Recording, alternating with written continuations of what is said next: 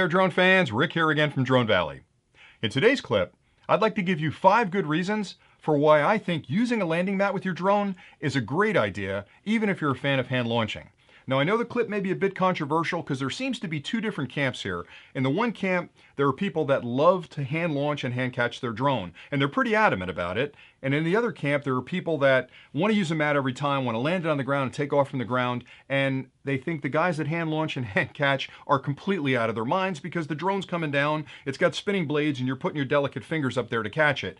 I'm not going to argue either side. I'm sort of in the middle because I use a mat most times when I fly. More often than not, I'm taking off and landing from a mat for a lot of different reasons that I'll get into. But there are those times where I'm in a rugged terrain and I've got maybe an unsettled ground that it's going to land on, it's uneven, or I'm on a boat and I've got to launch it from the boat. There's no way I'm going to land on a mat in a boat, so I'll hand catch it in that case. But again, most of the time I have a mat with me and it's on the ground. Even if I decide in certain cases to hand launch it, I may still have a mat on the ground. So as I go through this, I'm hoping that the reasons I give you based on my experience will convince you that having a landing mat with you when you're out flying for the day, even if you never use it, just to have it on the ground is a really good idea. So let me talk a little bit about the landing mats that are out there. There's a wide variety of mats in different sizes and different shapes, different colors, and you don't really need an official landing mat. I know a lot of people that have asked me questions on the channel have said, do I need to buy one, or can I make one? Can I build one? Pretty much any surface that will prevent the quad from hitting the ground can be used as a landing mat. I've heard of people using small scraps of carpeting. They've used reflectors for photography, pieces of cardboard. There's a lot of ways you can create this kind of thing. The reason I like a regular landing mat like this that you can purchase is because it's durable, it's long lasting, it's easy to fold up and take with you, and it comes with a bunch of accessories. So the one that I use the most often is this one I've got in front of me now. It's a 75 centimeter mat. What's different about this particular mat than most of the mats that are out there is that it's got a steel ring in the outside. Now that steel ring does 2 things. It forces the mat to stay fully open, which means you get the largest amount of surface area to land on. The second thing it does is add a bit of weight to the outside of it. So when you put this down on the ground, if there's any kind of breeze at all, it's not going to move. It's going to stay right where you are. And inside the kit with a mat like this, you'll get a couple of extra accessories, which are nice. First off, you get the pouch. This thing folds up small enough to fit in the pouch. You also get a set of stakes. So there's 3 stakes to stake it down. So if you're on a windy beach or you've got an area where there is a bit of wind, you can stake this thing down on the ground. You get some reflective stickers as well that you can put on it. Those are really nice because if you're coming in when it's a little bit dark, the lights from the quad will actually light up those reflectors. So when you're looking down at the mat, you can see it a lot more clearly. But the mat itself is really just a durable surface that allows you to put it down on the ground, be able to see it from the sky, and gives you a really clear marking of what's going on. So if you're going to buy a mat, search around. There's a couple of mats that are really inexpensive that are nothing more than pieces of cloth that look like a mat, but they're not going to work for you. The minute you put it down, the edges are going to curl up at the slightest breeze, or even the prop wash down from the quad will force the thing to dance across the ground. So try and find one that's got a little weight in the outside. If you can find one with a ring in the outside, that's even better. And I'll put some links below where you can check out different versions of the mat and see if there's one that fits your needs. All right, so once you have your mat, why would you use the mat, right? So for me, I think there's probably 5 distinct reasons that I use a mat, and I'll try and make the case for each of those now. The first one is obviously protecting the quad. Most of the quads that are out today, whether it be a DJI quad or some other quad, you've got a camera on the bottom of it that's pretty close to the ground. And in most cases, the quads, because they're trying to make them as small as possible, don't have a lot of ground clearance. So the quad comes down and that camera is inches from the ground. So if you're out flying in a field or any place with grass or weeds or anything that's sticking up, when you come down with that quad, you're going to actually touch that material. So if there's small blades of grass that are coming up and they're wet, they're going to touch the camera, they're going to touch the underside of your quad. And it may not seem like a big deal, but over time, the debris that's transferred to that quad can cause a lot of problems. Even if you're landing on a flat surface like a parking lot, when that quad comes down, the prop wash downward is going to force any bits of dirt and grass and debris on that hard surface up in the air. They become airborne at that point. They're going to get sucked into the quad. They're going to get up inside the gimbal assembly, the camera. So if you want to protect your quad, if you're not hand catching, you have to use a mat because you're just not going to be able to land that thing in a field on dirt or on a parking lot without some of that debris getting up inside your quad. So if you really want to keep that quad clean and operating for a long period of time, a mat's going to do that because this provides a nice dry, clean surface that when you lay it down on a parking lot or a grassy field, it's going to flatten everything underneath it and give you that perfect landing zone to put your quad down when you're landing or take off from when you initially fly that quad. So the first thing it's going to do is protect your quad. I also use this a lot in the winter time because if I'm out and it's snowy, I can put this thing down on top of the snow, and because of its wide surface area, it stays right on top of the powder. It doesn't sink down inside, and I've got a nice area to land that quad. All right, the second reason, which I think is becoming more and more important with some of the newer quads out there, is that it provides an incredibly distinct visual marker for both the return to home function on the quads and the takeoff positioning of the quad. So for example, in Mavic products, when the Mavic takes off, it looks down for a brief second and remembers exactly where it took off. Now, if I didn't have this on the ground and I was in a grassy field, it can't really discern, even though it's got GPS coordination of knowing where it took off, it wants to have that visual position underneath to make that exact pinpoint landing. And if the mat's not on the ground in a grassy field or a dirt field that all looks the same, or worse on a beach where it's all sandy, it can't really tell exactly where it took off. The minute I put this thing down and it sees it, it's distinct. And there's two sides to it. There's an orange side and the other side's got a blue side to it. So you can put whatever side down you need for the surface to give you a contrast. But when you're in a situation where that quad's got to find a return to home point because there's an emergency, the battery got low, there was a communication break between you and the quad, you want to make sure that it's got a very distinct area, that it knows exactly where it took off to land.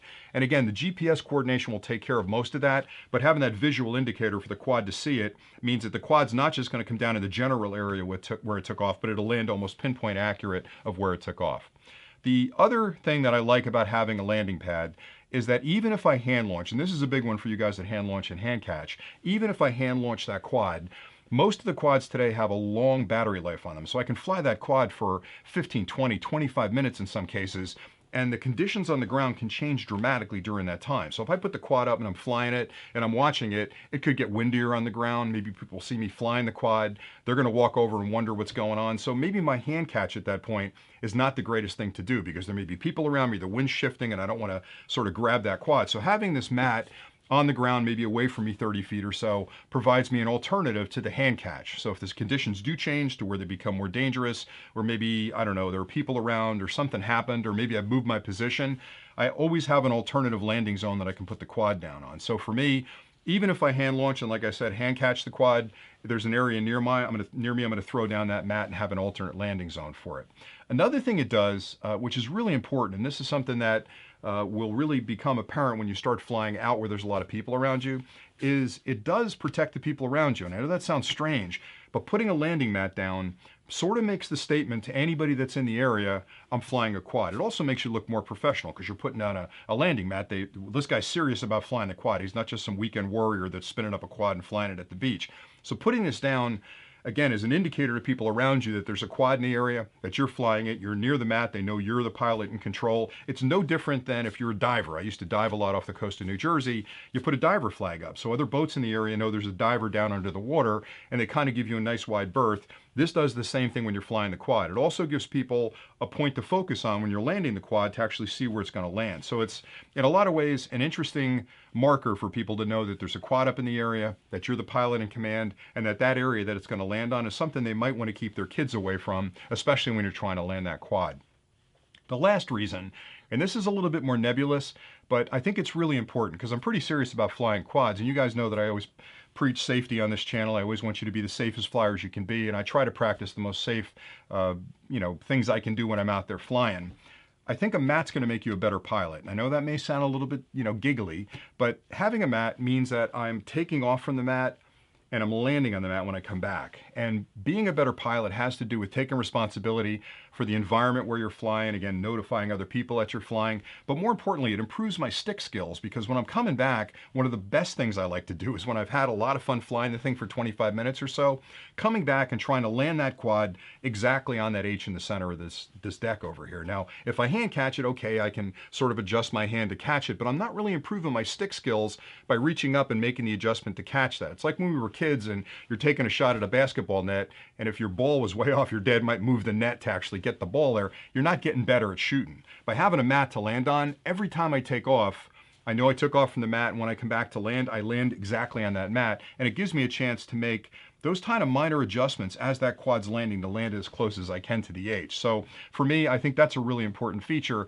One of the other things, and I know I'm going to get grief for this, that I don't like about hand catching and hand launching is that pilots that do that, for starters, that never learn to take off from a mat and land on a mat, really never get better at takeoff and landing. And any pilot will tell you that when you first start flying a plane, takeoffs and landings are the most critical times and the most involved times as far as what you're doing with the plane. You have to get good at takeoffs and landings. And if you're hand launching that quad, you never get the experience of taking off from a mat and landing on that mat. So I think to become a better pilot, having a landing mat like this is really something that you should have out there in the field with you. And I always caution people that want to hand catch and hand launch, and again, I do both. I land on a mat mostly, but when I do hand launch and hand catch, people ask me, oh, that looks really cool. How do you do that?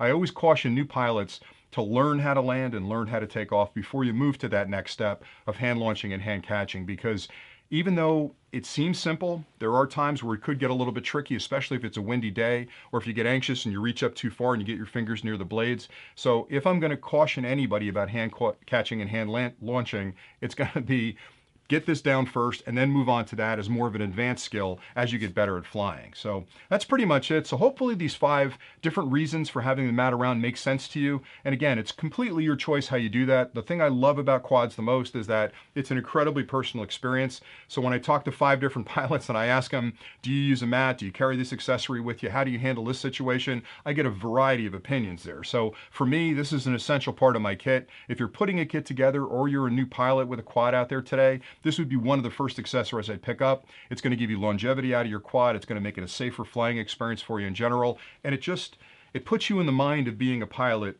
snapping out that mat, laying it down as part of your pre-flight checklist. And I would recommend anybody out there that's flying to look into getting a mat. So again, I've got links below. You can find these mats all over the internet. My point in the clip today was just to explain why this mat's important and I think why it would help you when you're flying. So hopefully you find the clip helpful. If you have any questions about anything I've talked about, please drop them in the comments below. I promise to get back to you as quickly as I can. I've got a ton more clips that I'm working on, so make sure you stop back on the channel. If you haven't subscribed yet, hit that subscribe button down there. We'll welcome you to the Drone Valley family. We'd love to have you as part of the team. And I just can't thank you enough for watching all the clips we're putting out. We're just having a great time doing them. So hopefully you guys are enjoying them. So that's it for today. Until next time, happy flying.